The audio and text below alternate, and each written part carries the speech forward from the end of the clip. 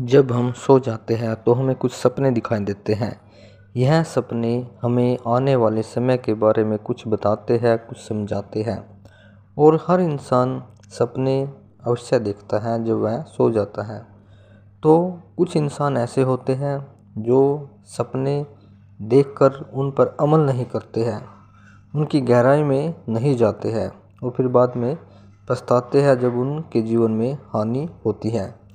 और लाभ क्यों नहीं होता? क्योंकि वह इन सपने की गहराई में नहीं जाते, नहीं समझना चाहते कि यह सपने हमें जो दिखाई दे रहा है तो यह क्या संकेत दे रहा है आने वाले समय के बारे में। इस करके हम लोगों ने निश्चय करना है कि जो भी हम सपने में देखते हैं उसके विषय में हम सर्च करें, जानें कि हमें सपने में क्या दिखाई दिया और उसका हमारे जीवन पर क्या असर पड़ने वाला है, उसका संकेत किस ओर है, इशारा वह सपना किस ओर कर रहा है।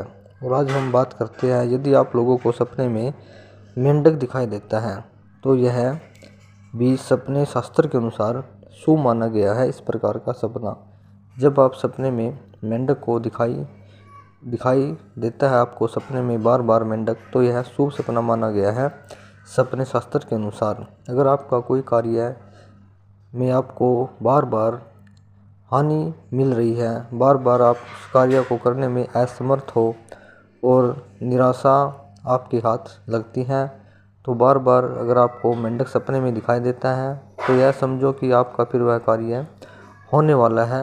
अब उस कार्य में ज़्यादा देरी नहीं होने वाली है।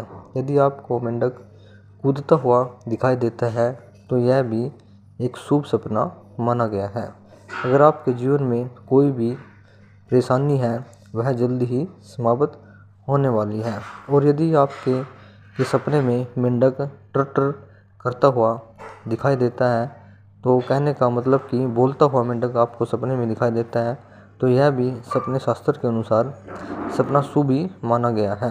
यदि आपके जो भी कार्य हैं और नहीं बन रहे हैं वह भी अब जल्दी से बनने वाले हैं और आप के हाथ में अब सफलता आने वाली है, क्योंकि मेंढक का बोलते हुए सपने में दिखाई देना बहुत शुभ माना गया है।